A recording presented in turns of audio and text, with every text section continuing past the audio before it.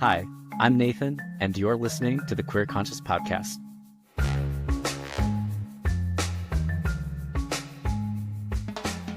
All right, let me ask you something. When's the last time you felt really alive in the bedroom? And no, I'm not talking about waking up screaming from a nightmare. I'm talking about sex so good that you thought you met God. Because some of you have been with your partners for a very long time and are finding it difficult to keep it spicy. And others of you exchanged 2 messages with your sex partner before inviting them over 5 minutes later and still found it difficult. And where are they now? Who knows? But do you know who is here? Somatic sex and intimacy coach Court Vox is in the studio to talk about how to keep things spicy. Oh yeah, we're going to go there, but this conversation is more than just sexy time. This conversation is also about embracing your eroticism so that you can feel like an alive and vibrant human being. So if you're ready to deepen your intimacy and walk through life feeling sexier and more confident, this episode is for you. Let's get into it. Hi, Court. How you doing today? I'm doing all right, Nathan. Good to see you in the flesh. Good to see you too. So tell me a little bit about what you do and your specialty. Sure. So I am a somatic sex and intimacy coach. Somatic means of the body. And so what that means for me is, unlike a traditional coach or therapist, I work with clients in experiential learning, touch, and embodied practices to help them grow and learn about their body, their erotic bodies in particular.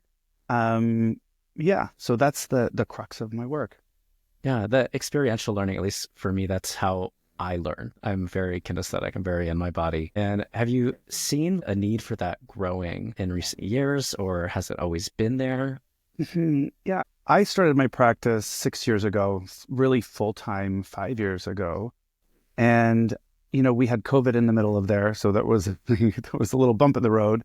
But really, I haven't seen a downturn in my business. So what I find is the majority of my clients have done quite a bit of work already. They've done psychotherapy, they've done ayahuasca, they've done all the things. And something that is still like a missing piece or a question mark for them is their connection to their eroticism or their sexuality.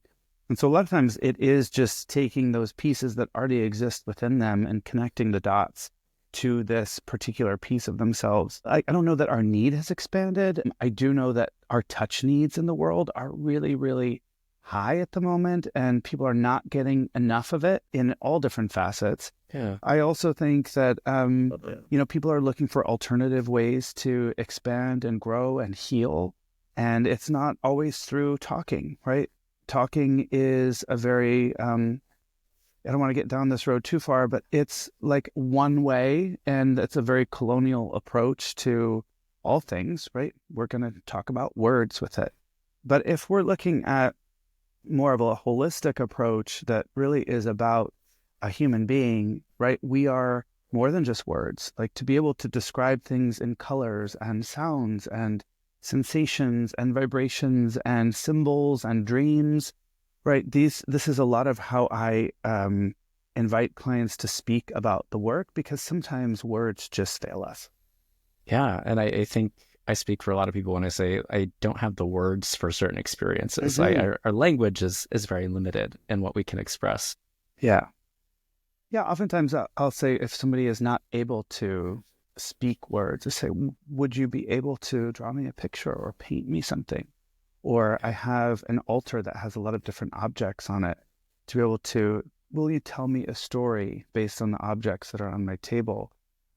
Or can you describe a color that you're feeling or a sensation in your body as you recount this experience? It's giving people a different lexicon to be able to share themselves with other people. Yeah. And how do you think that helps people when experiencing intimacy or pleasure? For me, there are erotic experiences that I have had and that I continue to have that really don't have words to express them. They feel so big inside my body and outside of my body that words actually do it injustice. And so kind of like taking a picture of the moon with your phone. Yeah, or like when you see this beautiful sunset and you take a picture of it with your iPhone, and then you look at it and you're like, there's just no way. It can't compare a feeling, A, and the translation of the image to the moment and the people that you're with, or just, yeah, all the things. You cannot translate truly a feeling always simply through words. And so sometimes it is an understanding that you cannot. And there is also an understanding that sometimes you just don't want to. And that's okay too. And I do caution clients as they're leaving my events or my immersions to be discretionary about what and who and how they share, and to really be with oneself and ask the question, is this just for me, or do I want to share this? Because a lot of times we share things just because we think we're supposed to, or we're really excited about something without really attuning to a moment and being like, actually, this is really private. And it's not that I'm ashamed of it or that I am fearful that I will be rejected, but really this is so special that I just want to keep it for myself. And that is perfectly okay. I've had that experience too, where I have this amazing experience on this retreat or this trip, and I come back and I want to share that with someone. And when I do, sometimes I can't explain it right. They just don't get it. And you just get that look, or you just get that, and it sort of imprints on your experience. And I'm like, wait a minute, hold on. No, it was so wonderful before. So I totally get or that. the opposite, where people are, know that you're having a retreat or on an experience and they want to know all the details. And it is that thing of checking inside, of being, asking that inquiry of, what do I want to share? And what feels like it would be nutritive to this person's learning and be nutritive to my overall experience? And if it's not, then you should just say, I'm not ready to share. Yeah. I love it. I love it. Keep your secrets, as they say in Lord of the Rings. So we're here to talk about stagnancy in relationships. And, you work with a lot of couples, a lot of individuals. What does stagnancy look like in a relationship? Yeah, I work with a lot of couples, gay and straight, who have been in really long-term relationships and often monogamous relationships. And I think, as gay and queer culture, we sort of assume that a lot of gay people are in poly or open dynamics, and that's not always the case. There are a lot of gay men and gay women who are in relationships that are monogamous, and that's really okay. It is a choice that people make, just like being in a poly relationship is a choice. What I'd say about being in really long-term relationships is that you have to understand that you are consistently changing, and so is your partner. And if you are expecting that your relationship, or this piece of yourselves, really, which I would consider like a third entity, it's like you and me, and then we have this thing in the middle called we, which is our relationship that we share. When we expect that to stay stagnant, and we are continuing to evolve, and our partner is evolving too, regardless of the rate at which we're evolving, because that can be different also. We have to take a look at this separate entity and ask the question, are we not paying enough attention to our individual lives, right? Have I lost myself in the we? Or am I paying so much attention to my individual self that the we is actually suffering and it needs attention? And so I think that's a question to ask any person who is in a relationship. But I think the stagnancy comes from boredom. And I find that most people really enjoy having some form of stability, and they also want novelty. And so finding that dynamic within a relationship takes effort. And a lot of times the foundation is what drives us to be in relationship, right? It's secure. We have someone to come home to. We know we're going to get cuddles. We have a date for our holiday party. Yeah. We know that we're not going to be alone at family dinners, on and on and on and on. You have somebody to help you pay the rent. Those are like foundation pieces of our lives. And something I want to put a circle around and come back to is just the security of that. But the stagnancy piece comes from not making effort to create newness and novelty with each other. Yeah. And that does take effort. And a lot of times within eroticism, or I'll just say sexuality or sex, we have a specific edge of our learning, right? We learned all the things we learned, about sex up until that point of the relationship, right? So all the skills we learned in our teen years or our 20s or 30s, whatever it was, until we settled down with that person at age, let's just say 30, without having new information coming in, like we're that person. And unless you bring in new information, at me as your partner and you as mine, how will we grow? How will we create newness with each other? It's sort of like, it's just not that possible. Because I can't imagine anyone wanting to stay the same in a relationship. And Some I feel people like do. that. Some people do. Yeah. So what is the resistance to then evolving or growing in a relationship? I think it comes down to one simple thing, actually, which is, when we ruffle the feathers of a relationship that has a foundation, is we're fucking with our security. We're fucking with our security. And so we go, you know what? I got a good life where we travel once a year. We've got okay sex, once a month or, once a year, whatever it is. Our families love each other. Like we've got a good friend group. I have this really big desire in the bedroom to ask, but you know what? I'm just going to keep it quiet, because what if I get rejected here? Like, what does that mean for my security? Not just our relationship, but my personal security. Like, am I going to get thrown out? And like, do I have to find a new place to live? And really, it kind of comes down to our lizard brain again, of like feeling like, oh my God, that's going to fuck with the foundations that I built my life around. So any new desires or new expressions that come out, we're hesitant to share those, or some people can be, because of the risk that might be. Yeah. So I guess this could also be, someone wanting to go back to school or changing careers or wanting a dog.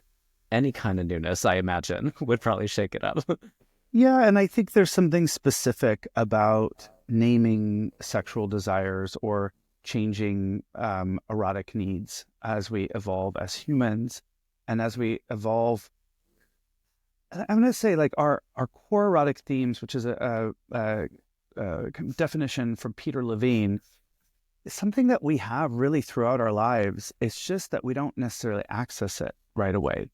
And maybe we access it at a certain point, but we sort of put it away in lieu of this new relationship. Like I've worked with clients who, were super kinky, and they are super kinky.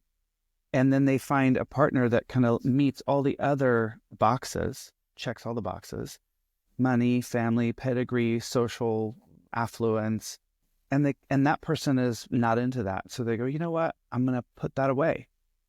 And then, 3, 7, 10, 20 years down the road, they're like, fuck, I really missed that part of myself. And I never shared that with my partner. And now, like, I'm fucking like looking at my mortality now. Yeah. Right? 40, 50-year-old human is looking at like sort of like midlife, moving towards the end of life, and going, wow, I miss that part of myself. And I either need to come to terms with my partner and let them know so that they can try and meet me there, or I need to find that space for me to express myself in this way. And for some people, it gets so heavy that it's like it becomes an urgency. Well, I like the way that you described it. Is like it's a part of themselves, that desire, that experience, who they are, gets to be expressed through these practices and rituals, and they put it in a box, like you said, for 20 years. So how does that then impact an individual who is having to hide that for so long? I know it impacts people in a really big way. It's sort of like it's like little nicks, or like little razor marks on the soul, really, of I'm just going to put that away. I'm going to put it away. My body is asking, I'm going to put it away. And it has effects on people's health, their wellness, their overall wellness. It has effects on people's psychosomatic wellness. Yeah. How can you define that for the really, listeners? like their here? psyche, their spirit and their mind. And, that takes its toll over time. It might be small in the beginning, but all those little small little nicks of saying, no, no, I'm not listening. No, I don't want to hear you. You go down. You're not allowed. Nobody wants you. Right. Which is like, these are like parts of ourselves that we're literally speaking to. And if you're, looking at like IFS, internal family systems, or even shadow work, a lot of that is really like these parts of ourselves that have, or almost like entities. Imagine if that's happening to one person in the relationship, those little nicks, then the we, as you said, the third part is impacted as well. What have you noticed being impacted there in the we when one person doesn't get to express themselves that way? It's a false we. My teaching partner says, don't pay out of somebody else's piggy bank for them, which is sort of like, don't say your partner's no for them, right? For you to like keep something that big from them is also acknowledging that they can't handle you. They can't handle it. They're not compassionate enough, or they don't love you enough to meet you there. You're not even giving them the opportunity to meet you or who you are. Yeah. You're showing up as your presenter, like a presentation of yourself. And, that's not really fair to you or to them. So the question really becomes around like authenticity. Like, can you show up authentically with this person? And look, if you have to hide parts of yourselves to be in a relationship with someone, the question becomes, is this about me or is it about them? Like every time I share something, do they put me down or tell me that that's gross, or they yuck my yum? And so I feel actually fearful to share things that are personal and close to my heart and my spirit. And so I close that side of myself. And so, to speak more about how we expand it's sort of like when I come to you, say we're in a relationship, and I say, I have this fantasy, or I have this desire. I want to go, even if it's not sexual, it's like, I want to spend 3 weeks in Thailand this December, and I want to do it by myself. And you're like, well, why would you want to go without me? Like, are you cheating on me? What's that's one response. The other response would be something like, it's curious. Like, tell me more about why you want to take such time away. And is there a reason why you don't want me to come? Like, tell me more about this experience and what it means to you, which is a totally different response than the first one. That the second one offers an opportunity to speak and to hear and to dialogue around something. And look, fantasy isn't always going to become reality. I think people need to realize that sometimes just speaking it can be enough. Oh, 100%. Yeah. In a couple dynamic or in a relationship, when we're speaking about the we, of understanding that if we are in a place of co-creation, if we always think of like, let's co-create something that actually like turns us both on. Yeah. Like then we're kind of like all three entities are winning. Yeah. Because I want to talk about this for a second, because what you just said is sometimes the actualization of the fantasy, the actual doing of the fantasy doesn't need to happen. Sometimes just the talking about it helps. And I'm curious if you could say just a little bit more about that. Yeah, I mean, it's interesting. So I have an online course called Invitations to Intimacy. And one of the modules is around fantasy exploration. And this is something that I often do with clients. But, if you were to write out a fantasy for yourself, just like you're telling yourself a story, if I were to go back and read it, and I would start to look for buzzwords or things that just pop out to me, I can start to understand somebody's core erotic theme, which is really like what the turn on is, like what the desires are. And then from there, I actually can create a number of different fantasies or narratives that track or speak to those core erotic themes that may not be the fantasy that was described in the first place, but that person is still getting those needs met. Yeah. And so going back to that example of Thailand, for instance, going there for 3 weeks alone, I might be able to satisfy that fantasy by going to Mexico for a week on my own. Or Topanga. To pay it. True. For the weekend, right? Right. Yeah. Right. So, It's like it's about me getting away. It's about me having time alone. It's about me having self-reflection. It's about me exploring new lands where nobody knows me. Right? Those would be like more like the underbelly of the actual fantasy, which is I want to go to Thailand yeah. by But in our myself. relationship here, if I was just meeting you with a, oh my gosh, you don't love me, you want to go without me, why? I'm putting up a wall to even being able to understand what it is you're trying to accomplish. Yeah. Whereas if I met with curiosity in your second example, asking you, well, why is it that you want to do that? I can probably discover more about why that is. And Yeah. again, like you said, that co-creating, which I want to talk about more in a little bit. Yeah, like from a co-creation standpoint, you might even say, you know what, I hear that you want to be alone. What if I went with you?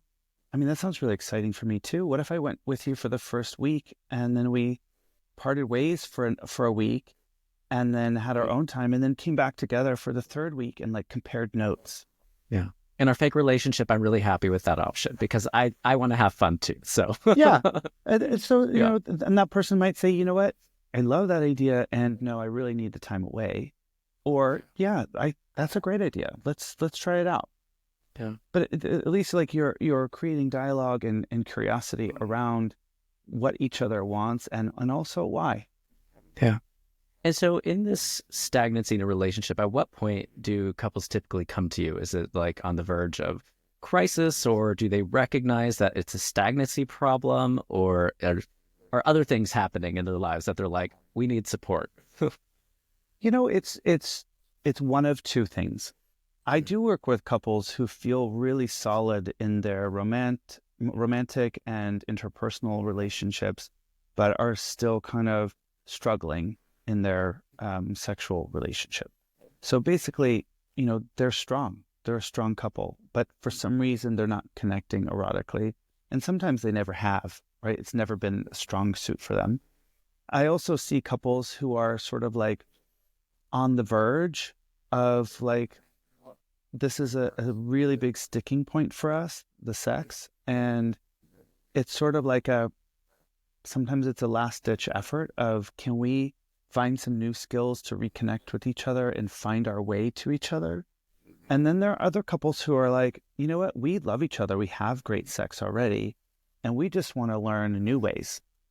Or there's a specific, like, I do teach a lot of kink and BDSM with clients. And so clients will come to me and say, you know, we like this and we want to learn more. Like, how can we expand this practice and this connection with each other? And can you offer us new tools and new ways to play with it? So there's a couple different kind of couples that come work with me, but those are kind of like the main three. And then where do you begin with these couples? So like, how do you start rebuilding passion or excitement into a relationship? You know, for couples that have been together for a really long time, rebuilding passion, oh, that's a hard one because again, when you have the kind of intimacy that you have with someone that you've been with for 20 years, finding a passion, it's almost slim to none. What you can do is you can find new curiosities around each other and new ways to play with each other. And it's a continued effort. It's not like, oh, we come and did this thing and we found something new and like, there it is. Yeah. That's not what a yoga practice is or a gym practice is. Like, you keep going back to the gym and you push yourself further and you lift different weights and you try different modalities of exercise. And same thing with yoga. It's an ongoing practice and sexuality needs to be looked at similarly. Yeah. Well, that's a very honest answer because I think a lot of people get their hopes up or they feel the pressure to have this passionate relationship 20 years into their marriage. And I don't know whether it's social media, comparison, what they're watching on TV, but I think that the pressure's there. Yeah. I mean, passion literally translates into suffering. That's what that word means. How so? Passion means I love this so much I'm willing to suffer for it. Oof. Yeah, that's what that means. So when you say passionate to Christ, it's like Christ loved humans so much that he was willing to suffer, right? Hold on. How did I not know that? Sorry. you love it so much that you're willing to suffer for it. So Yeah. when you're asking for passion in a relationship, it's you're really asking to love something so much that you're willing to suffer for it. Maybe you don't need to suffer. Yeah, I think, for some people, they do love to suffer, and like the longing and the wanting is part of their erotic signature. But I think, words are powerful, and, rethinking how we talk about some of these things is important. I think couples that have been together a long time, or even like 3 years in, to create an intimacy with each other that's based on altruism, that's based on open communication, that's based on really like a deep understanding and a wanting to meet each other. Like that is something really, really beautiful that you cannot replace. And so, yeah, I could go get another partner who I've never met before and have this thrilling experience. But it's like, and that can't replace what I have with you. And it's sort of like this, comparing a Michelin restaurant to a McDonald's meal. It's like, do I love both? I do. Sometimes I really love a McDonald's filet of fish with some nuggets and some fries. And, That's I some go sweet all and in. sour sauce. I Ugh. go all in, but not very often because I get a stomach ache afterwards. And do I prefer the Michelin restaurant? Yeah, I do. Yeah. And that's not always available. Mhm. So it's sort of like looking at some of these things as different instead of better or worse. And so you also mentioned the importance then in stagnancy to discover, or I guess rediscover yourself and your individual lives. Can you say more about what that looks like? Yeah, I mean, so to look at like core erotic themes, for example, and things that you really love, you might have been a musician in your youth, but really have put that away to focus on your career. What would it look like to re-embolden that part of yourself, to pick up the guitar or piano or voice lessons, to find a new, I'm going back to the word passion, ah, to find a new like zest for something that was an old love of yours, and have a new fling with it, right? When I'm talking about eroticism, I'm not just talking about sex. I'm talking about all the ways that we place our life force energy out into the world, and also like how we receive it. So music and singing for me is a part of my erotic expression, and it's also a way that I receive eroticism. Like it lights me up, it fills me, it's nutritive for me. And also when I sing, it's how I express, when I sing to someone or for someone, it's like an ultimate gift of my love and appreciation and adoration. And so, looking at some of these things that have always been a part of us, or maybe you've never been a singer, but it's been a desire, go do it. Yeah. And then bring that back to your partnership. Yeah. Well, I know when I'm in my yoga practice doing my hot yoga, my Bikram yoga, I just feel stronger. I feel happier. I feel more present and alive. And I know the energy is Mm-hmm. impacting my partner and the we that we have. And I think it usually inspires them as well, right? Oh, like, that's cool. You got this little pep in your step. Maybe I should be a little curious about some things that will do the same to me. And I think we don't realize how much influence we have in the Yeah. partnership there. So, That's kind of an ultimate goal in partnership, is to be in a partnership where your actions inspire each other. You know, that is not always the case. Sometimes you're in partnership with someone where your actions outside of each other threaten them, where it's like, oh, you're doing all these things for yourself, and I feel like I'm being left behind. And then it needs to become a conversation of like, how can I take you with me? Like, I'd like for you to come to yoga with me if you feel like you're not being active enough. Come with me. Come with me to the gym. You feel like you put on an extra few pounds that you're not wanting. Come with me to the gym. I'll go with you. I'll support you in that. Or you feel like your libido is really low. Let's decentralize penetrative sex, and let's just focus on erotic massage with each other for the next month, 3 months, whatever it is. Can we get back to each other in kind of softer ways? what resistance, if any, do you find in people who just don't want to have their own life? They're just like comfortable being in the we. Those people aren't at my door. So you Yeah. don't have that experience, yeah. If you're not that person, we probably won't be working together, right? Because I imagine that's probably bordering more the codependence. Yeah, and we talked about this a little bit before this call, but I find that a lot of people um, they understand codependency as intimacy, and they are Mm. not the same thing. So when we get so enmeshed with someone that our happiness, our joy, our whole life is dependent on that one person, that is not intimacy. That's codependency, right? Yeah. So I just want people to maybe think about how those are different, because I think when people talk about intimacy and they want more intimacy with their partner, or they want more intimacy in their life, really what they're talking about is they want deeper connection. Mm. And that is also different than codependency. But Yeah. deeper connection sometimes leads to also more intense physical interactions, which in sex is what we're wanting. We're wanting something that's has the excitement of a new lover and the Mm. stability of a 20-year relationship. We want all the It's things, almost like the impossible. and it's Maybe. not impossible. Uh-huh. And also, we are demanding humans. We want what we want, and we strive for the impossible oftentimes. So in this journey of recovering from stagnancy in a relationship is, finding yourself, igniting your own zest to life.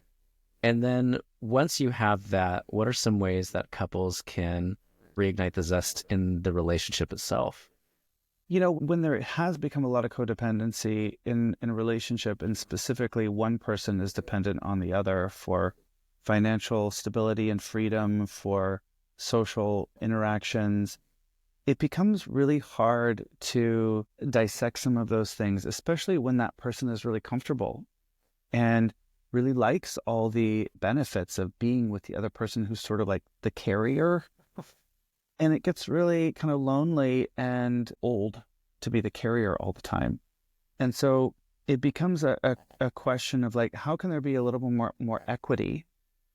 And also, what is the charge for both of those people?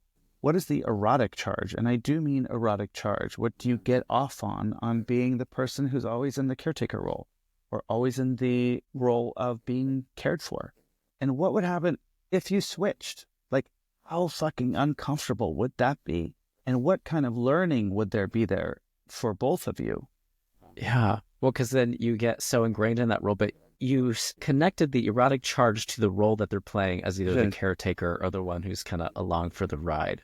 Yeah. I how does that show up? What erotic connection is there to that role? This kind of comes from looking at shadow work. And there's a book called Existential Kink by Carolyn Murphy, which is a brilliant look at connecting shadow work with eroticism, and kind of the charge that we get out of moving into specific shadows, or getting our needs met through kind of leaky ways. Shadow work is really about making the unconscious conscious. And so in this specific example, for someone who's always in a caretaker role, if you're always in a caretaker role, there must be something that is desirable or attractive about that, or unattractive about being someone who's taken care of, that keeps you coming back into that space. And so what is it? What is it that you get off on? And can you, instead of in your everyday life, and this is existential kink, of letting that kind of disrupt things or happen unconsciously, can you consciously say, what I love about being the caretaker is that I'm in control, I'm in a power position, I could leave anytime I want, and those are really valuable to me. What I don't like about being in the caretakee role is that I am powerless. I feel like I could be left at any time. So these are taking a look at some of those things there. Also, if I were to be in a caretakee role, being taken care of, what could be there for me? What could be there for me? Not having to effort as much, allowing someone to step into a caretaker role for me, which might be nutritive to our relationship? And could I allow that in erotic space where I may not allow that in a relational aspect? Yeah. And switching roles, you're really challenging deep-rooted coping mechanisms, habits, like identities of who you are. And so that's personal growth. That's not just like relational growth and growing together. Like that's a lot of personal work you're Oh doing. yeah. When I people think that they're coming here for sex therapy. And they are, like that is, but when you really dive into people's sexual hunger and sexual dysfunctions and sexual misgivings and lack and their desires, you are looking at a whole person. You are looking at their childhood wounds. You are looking at their relationship wounds. You are looking at their relationship with money. You are looking at their relationship to everything. Whereas a lot of times when we're doing, I'm just say ayahuasca and medicine journeys, it's very like heart-centered. And those are beautiful parts of work. And even in traditional psychotherapy, we're like working with the mind. But a lot of times we're not putting focus on the genitals. It's like waist up. And again, from a shadow perspective of like when we're waist up, we're not paying attention to what's down here. And it's like, well, we've got a whole rest of half of our body down here. And so what is it about that that's shameful, or we don't want to talk about, or our therapist doesn't want to talk about it, or our ayahuasca person doesn't want to address it because it's too edgy, or that person, the facilitator, hasn't done enough of their own work to be able to hear you in an open enough way without judging you or feeling crunchy themselves. Oof, oof, oof. Okay, hold on. That was powerful moment. That's so good because you just pointed out how a lot of therapy is focused on the head and a lot of somatic work focused on the heart, but how much work is focused on the genitals? And how much of that is rooted in the shame around sexuality in our society and our culture? And if you have a practitioner who is ashamed of their genitals, yeah, you're not going to get to explore why you still have shame there. Or, Yeah. So I mean, I do have clients that come and I say, do you have a therapist you're working with? And they say, yeah. And I say, great. I invite you to process this with them when you leave. Oh, well, my therapist doesn't like to talk about sex with me. And I say, why not? Well, they're not comfortable with that. And then I say, it's time for you to find a new therapist. Sex therapy is actually another certification on top of your psychotherapy degree that you have to get through ASECT or other organizations. It really, literally should be everyone. It's like saying, I don't talk about family issues. It's like, are we whole people, or are we just, this is such a Western thing. You go to the you go to the ear doctor. Well, what if the ear doctor, like something with your ear, actually is something to do with your ear, nose, and your throat, which is also part of your face? And what if your ear, nose, and throat is something to do with your belly? And so even like from a Western medical perspective of compartmentalizing the body parts and, experts or things like that, it's like, what if we looked at the body as a holistic expression and an organism that is, all these parts are working together. And so bring that awareness into the genitals, then how might that impact the way that I show up for myself or in a relationship? Such a big way. Because you're opening a channel to all your systems, right? If you're working from your belly center up all the time and you're just not acknowledging your genitals, of course you're not going to be integrating sexuality into your life. So, the work that I'm doing, as much as it is about sex, it is about the whole body and about incorporating and looking at ourselves as like an entire organism.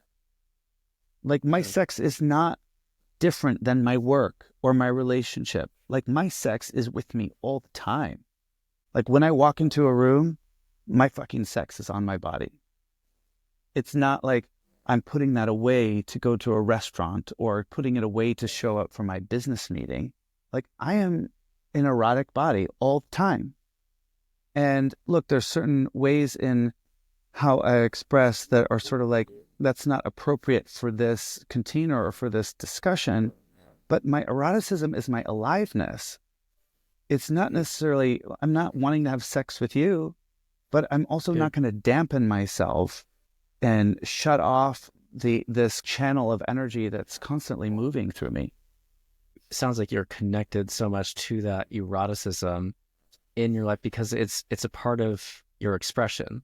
Not necessarily that you want to walk into any room and be sexually active with people, Right. but because that is part of who you are. Absolutely. And, Yeah. when you see somebody enter a room and you go, oh, there's just something about them that is intoxicating or attractive, they are connected. They are connected. Yeah. And they're not thinking about how they are perceived. They're not thinking about, oh, I wonder how everyone is, wondering about me. And it's like, no, I'm showing up as myself to be received here. So, scenario, because what if I have this big important board meeting and, I think I shouldn't be in my eroticism. Like, why would I want to do that? Look, if you're walking into a board meeting and you're at the center and you're presenting something, to be in your erotic body, to be in your aliveness and present something that you feel alive around is going to affect the entire field around you, right? So if you're in a situation where you're having to pitch something or share something or present something that isn't in alignment with who you are as a person, it will most definitely resonate with that field. I remember I used to work for Yahoo, and I was an executive assistant to the head of business development, and for a brief time, the head of public relations. And we had an all-hands meeting, and the SVP of new media came to Santa Monica, and he presented. And he said a lot of nothing. And the whole crowd was just sort of like, meh. And afterwards, he said, are there any questions? And people asked questions. He did not answer a single one of them. He talked around them. And afterwards, my boss said to me, what did you think of that all hands? And I said, it was fine. And she said, fine. And I said, well, honestly, he didn't say anything. And every question that he was asked, he didn't answer. He said something else that actually made no sense. And she said, yep, I taught him that. My point is, if you're in a role where you are having to deliver messages that aren't in alignment with who you are as a person, like that also takes a toll. That also takes a toll of that you're not in your alignment with your erotic self because it's not in alignment with who you are, or where you want to be. Kind of having to present something in lieu of money or status or whatever that is, and that will take a toll eventually. So it sounds like just through all of this, getting to know yourself deeper, incorporating all parts of who you are, of your body, of that shadow self, you're able to bring more of yourself into these spaces versus castrating yourself before walking into a meeting. Right? Yeah, and there's a colleague of mine named Kenneth Play. He's a brilliant sex educator, and he wrote a book called Beyond Satisfied. And in it, there's a chapter that's called Living Your Authentic as Fuck Life. And he talks about how you can actually look at how you're doing this. And he says, if you look at your erotic desires, and let's broaden it, just your desires and your behaviors and your belief systems. And if you look at all three of those things, if you're to make 3 columns and then track if they are all in alignment with each other, then you're living a really authentic as fuck life. If your beliefs are out of alignment with your actions and your actions are out of alignment of your desires, then something is off. And it's like, how do I get back to a place of living an authentic as fuck life is having those 3 things in alignment with each other. Good stuff here, Court. Now, are there any additional, just bringing it back to the zest in the bedroom and any other tangible tips that listeners can take away and practice today with their partner? I'm actually going to take a step back because, for people who are not in relationship, I think there's steps that you can take to ensure more compatibility with a person when you do get into a relationship. Yeah. And something of that nature is to look at what your love languages are, how you express love and how you receive love, and then also looking at your erotic signature or your erotic blueprints, which is a work of Jaya. And this, sometimes your erotic blueprints are not in alignment with your love languages. And that is perfectly okay. So you might really love to be adored in life, right? To receive gifts and praise and words of affirmation. And then in the bedroom, you love to be defiled and defamed and told you're, a fucking slut. For somebody to say that, you might go, well, those are two different things. It's like, actually, no, they're very similar. They are the same thing. It's just on opposite sides of the erotic mirror, right? Over here, I want this, and over here, I want this. So to understand who you are as a whole person from a love perspective and a relational perspective, and also from an erotic and a sexual place, we often put a lot of weight on the first part. These are the things I want from a partner. I want financial stability. I want somebody who is a really good partner. I want somebody who loves my mom. I want somebody who is socially acceptable and we present well as a couple. Oftentimes we go, I want really good sex with them, but we don't talk about like what it is that you want in the bedroom. And some people don't even know. So no, I like kinky sex. I like to be tied up and spanked, or I really like vanilla sex and I like energy flow and playing with breath and movement and dancing. These are like really important to me. And for couples getting together with each other to actually name the top 3 things that are important to them in relationship is a valuable tool. Because for me, sex is at the top. And then it goes relationship and communication. And then it goes capacity for curiosity. Those are my 3 things. Money's not even on the table. But if I'm meeting somebody and their number 1 is money, and I don't have a lot of money, and sex is not even on their list, their number 3, there's just like a mismatch. And it's not to say I can't love you, but it's like, if sex is number 1 for me, I need to find that connection with my partner, and you don't want that at all. There's just a mismatch there. Yeah. And the incompatibility in values, I think, is just going to cause more tension, especially long term, as you said, things just continue to get stagnant, like where someone. Those things change over time too. So even in long-term relationships, of coming back to the table and saying, what is important to you now? Yeah. What are the top 3 things in our relationship that are most important to you? Okay. And, it's not even necessarily out in the world, but maybe just like as you as a couple, maybe sex with you as my partner actually isn't that important, but I still need sex out here because it's still in my number 1, right? Yeah. But it's actually, in our bond, it's not the most important. And there's nothing wrong with that. It's just acknowledging what is. Yeah. Whether it's sex or going to Thailand on your trip. Yeah, it's got to be a part. Yeah. Yeah. Well, let me ask you, what do you think is the biggest misconception in the way that we approach relationships in our society, in our culture? I want to go back to codependency a little bit because there is such deep and ominous pressure for our partner to be the one and only person that like checks all of our boxes. And that's a big task to fill, right? You're supposed to be best friend. You're supposed to be, romantic, and you're supposed to be the hottest lover. And you're also supposed to be a great parent and a good son. And, I'm tired, Court. Yeah. And physically fit, and also love travel and be a good planner. And you're supposed to also be good at your job. Yeah. It's just a lot of weight to put on one person. And so, again, going back to those things of like, these are the top 3 things that are really valuable to me in a relationship, in a partnership. And am I getting those? Are you that person for me? So really being with the right person having those and aligned values is, and like is being really with the right person is also so, God, who knows? I mean, my right person might be in Indonesia right now and I will never meet them as my soulmate. uh-huh.